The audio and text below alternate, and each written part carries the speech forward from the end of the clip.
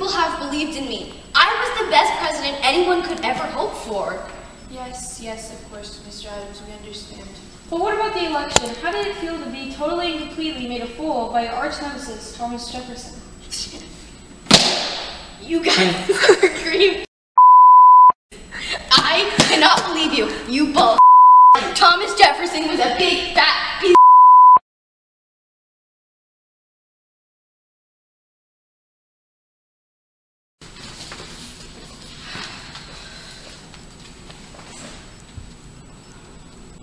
Somebody bring Jefferson in? Hello and welcome to Presidents Through History. I'm your host, Bree G. And I'm Eyoram B, and today we'll be discussing the third president of the USA, Thomas Jefferson. Was Thomas Jefferson essential to the U.S. as a president? Were the events during his presidency beneficial to the USA? Then in the future? Well, there's only one way to find out. Reading textbooks. No, actually we have him here right now. Please welcome our president. Hello, how are you today, young ladies? Good, thank you. Who are you? Why, I was Thomas Jefferson, of course. Was that not obvious? No, I just... kids these days. Welcome, Mr. Jefferson. We are so glad you could join us today. We would like to interview you about your presidency and the accomplishments you made during your time in office. We heard you did some pretty great things for America. Well, I certainly did accomplish a few things as President of the United States of America. Granted, I made a few mistakes too. The thing is because that I'm not just stuck-up fool John Adams. Great. Well, let's start at the election. You know the election of 1800 is actually known as the realignment election because it had such a great impact on America's future. That's true. It's also sometimes called the Revolution of 1800 because it was such an intense and important election. I remember it like it was yesterday. You flashback. I'd spent 4 years as Adams' vice president, working under him and standing in his shadow. As you can imagine, when the election rolled around, I was more than ready. It's true, the election was a tough one. Adams was a brat and too stuck up to see it. Right, well, he was a Federalist, that is. And me, I was a Democratic Republican. But I, of course, eventually won the election. Granted, there were a few small issues during the election process, but it all smoothed out in the end. I was exactly what everyone was hoping for. I was the change they all wanted to see. I had so much to contribute, well, you'll see. I'd also like to thank all the people who helped me during my election. First, I'd like to recognize John Adams. Without his guidance and prosperity, if you consider being an absolute idiot. Right. I will make sure to transform this country into a safe place for all people. Our territories will expand, our alliances will grow, and best of all, you have a new president. That sounds exciting. I'm sure it was a pretty big deal. After all, you were the first Democratic Republican president the USA ever had. Your presidency was the start of a great change in the American government. Well, the election was only the beginning. I officially became president on March 4th, 1801, and I would remain in office until 1809. I was a president for 8 years. You know, it's twice as long as John Adams. I'm sure you had a lot to do. After all, the government was far from ideal when you took over. In fact, it hadn't yet been completed. Many rules and laws still hadn't been put in place. 1.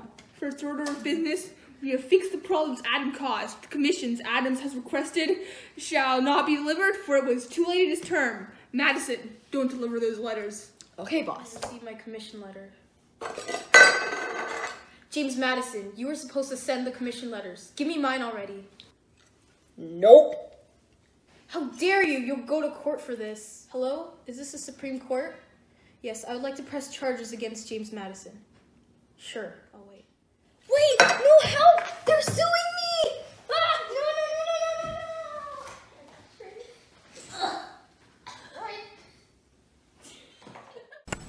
So, that was Marbury versus Madison. It established judicial review, which is a part of the checks and balances system. It was a pretty important case, if I do say so myself. Checks and balances most certainly is important. It allows the Supreme Court to review the decisions of the executive and legislative branches and determine if they are unconstitutional. However, there were still many things that needed to be accomplished even after the judicial review was established.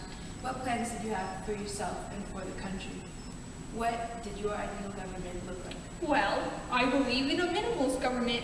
This means I believe in a government that has minimal involvement and control over certain areas of the nation. The first way I accomplished this government was by establishing a laissez-faire economic system in which government did not interfere with economics. In order to do this, I, with the help of Secretary of the Treasury Gallatin, had to dismantle Hamilton's fiscal system. The goal of this, of course, was to lower taxation, spending, and national debt. Also, upon becoming president, I cut off the Whiskey Act and the Sedition Act, both of which have been passed by John Adams. Mr. Jefferson, you mentioned the Whiskey and Sedition Acts. Were there any other issues that you had to overcome at the beginning of your presidency? Well, now that you mention it, there was. My name is Toussaint Louverture, and I am Haitian. Our people have been slaves for too long. We are still people, and I say we fight for independence.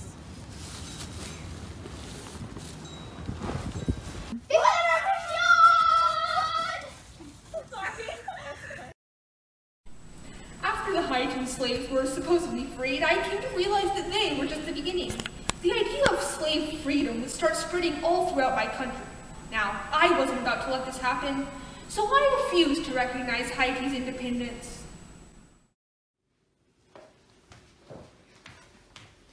My name is Toussaint Louverture, and we the Haitian people declare independence from Europe. Sorry, what? My name is Toussaint Louverture, and we are here to declare independence. Can you repeat that? The Haitian war has succeeded. We are here to... Wait, who are you again? My name is Toussaint Louverture, And what do you want? Seriously?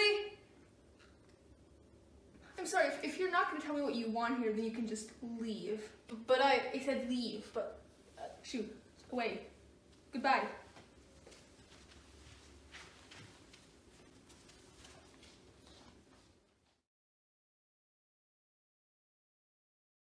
What? Well, that was descriptive. Well, that sounds interesting. Were there any other revolutions during your term? Well, not exactly revolutions, but there was the Barbary War. See, when we became independent from England, we lost virtually all protection from the pirates of Morocco. Then the British tipped off the Barbary Estates that we were open to attack, and so it began. When I became president, I knew I had to end this war.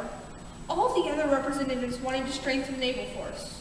We decided to ask for peace and prepare the Navy for future attacks if they didn't agree. However, Madison decided it was a good idea to tell the Navy they were preparing for war. The Pasha, the leader of the states, didn't wait to hear me and declared war on May 14th, 1801. Did you ever consider firing Madison? No. Anyways, I asked Congress for permission to authorize the naval bases. They agreed and the war began. Didn't this war start in the 1780s? No, that was more of a political disagreement. The actual war started while I was president. After many battles and scuffles, we lost a lot of money. That was when we had to ask ourselves, was the cost of war really greater than buying peace? Peace is peace. You gotta take what you can get. Well, actually, we chose war. But eventually we did have to buy peace. Although, while the war was going on. See, I had commanded the Navy to sail to the Mediterranean and told them, you will use everything in your power to annoy the enemy as to force him to a peace honorable to the United States. Did you really say that? No, I wrote it in the letter. They decided to stir up some trouble, though, by having the Pasha's older brother assume power. The idea was proposed by James Cathcart and William Eaton, who personally knew the brother.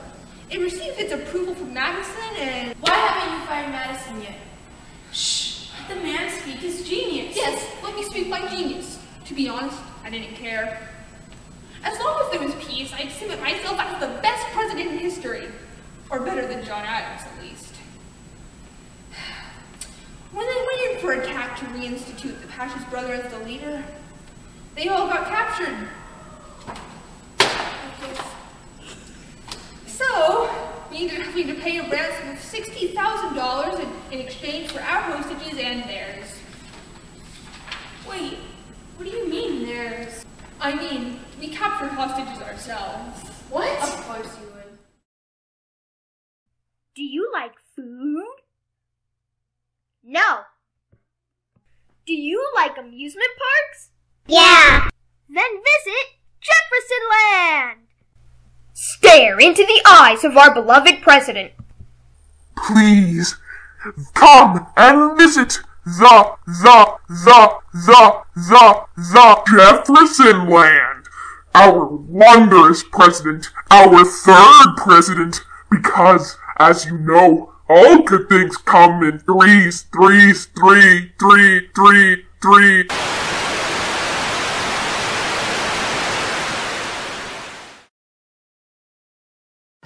So, Mr. Jefferson, we know you're responsible for that great increase of land of the U.S. Could you inform us on how that went down?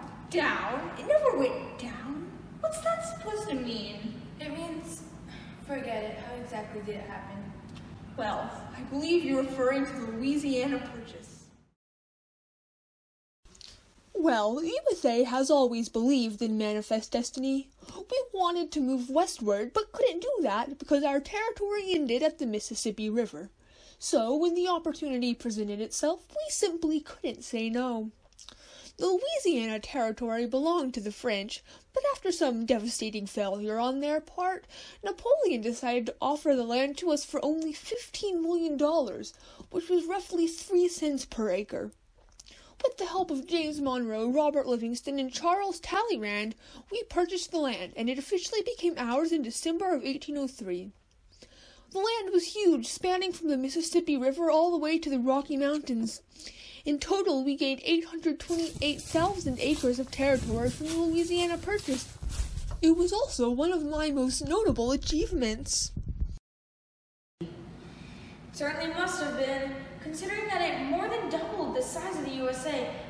But besides the obvious, did it have any real effect on the country as a whole? It certainly did. The land from the Louisiana Purchase went on to create almost 16 states in the USA. Of course, not all of them were created during my lifetime, but a few were. One of these was Louisiana, the state actually named after the purchase itself. Louisiana was the 18th state to enter the Union, so 4 other new states had already been created by the time it came along. Well, that was actually interesting. Yeah, interesting. Well, we all know you were an important and amazing president of your time. Actually, all time. Right, sorry, best president of all time. But there has to be people by your side, such as a vice president? Yes, I remember them. Them?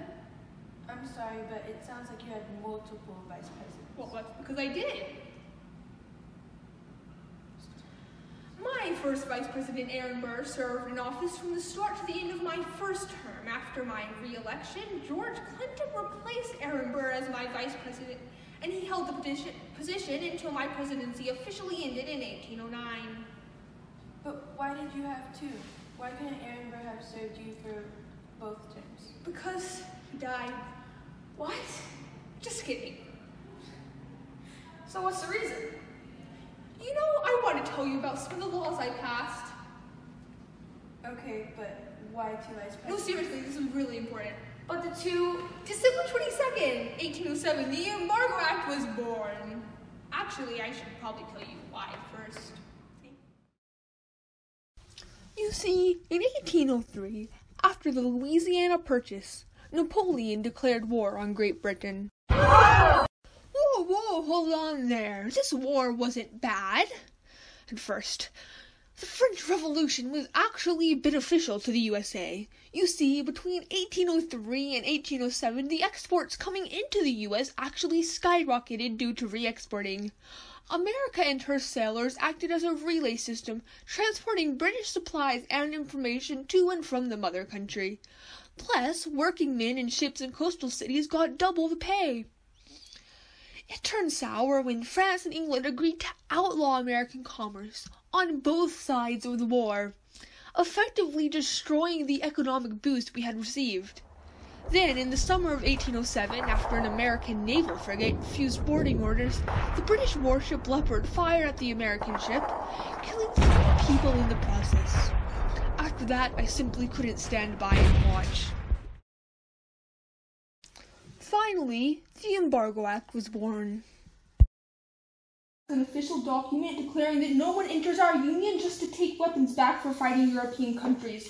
This document prohibits American ships from trading in all foreign ports. This is my non-violent resistance to British and French infiltration of the U.S. merchant ships carrying or suspected of carrying war materials and other cargoes that European countries of war. As much as I believed in that act back then, I didn't realize how much it would eventually backfire.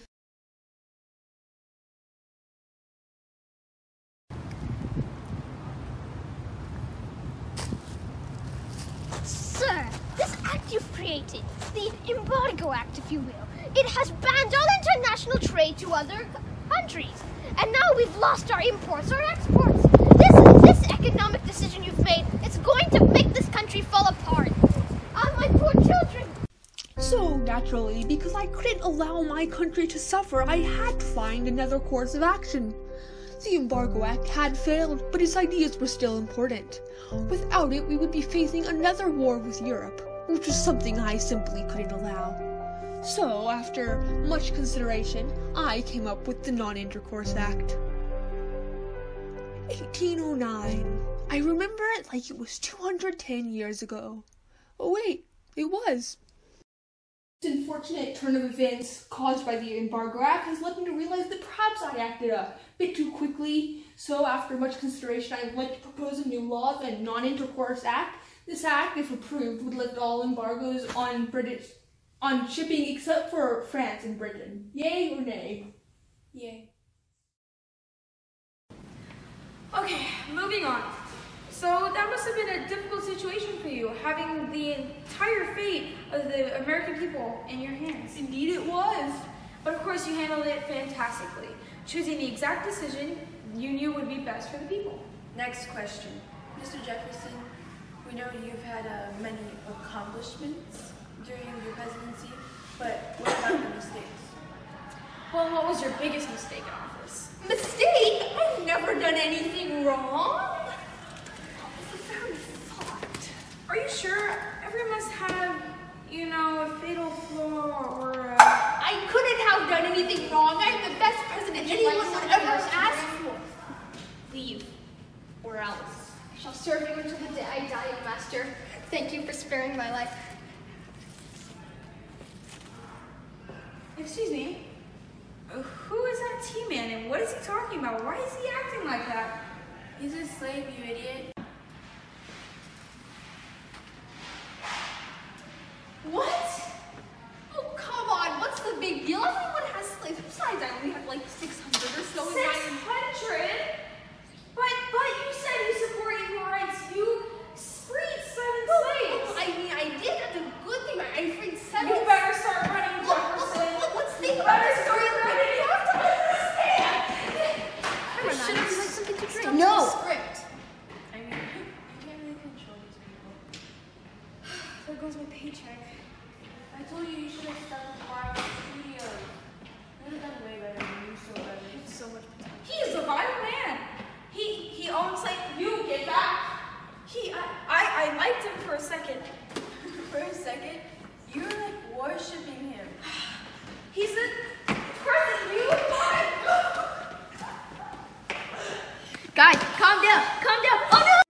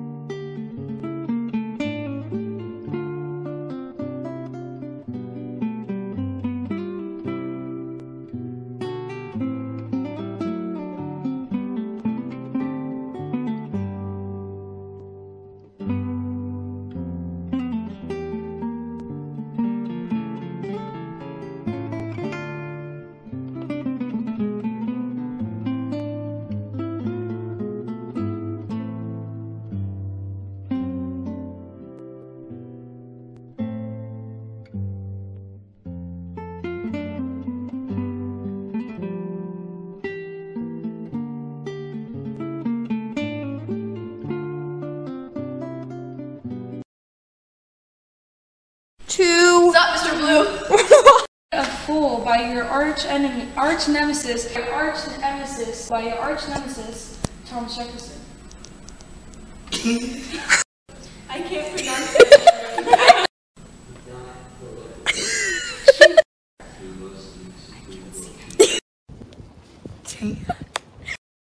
You know what else is great? Not Thomas Jefferson. You know why? Because he's Thomas Jefferson. Jefferson needs to eat pizza. All of us need to eat. True, that one looks good. Okay, wait.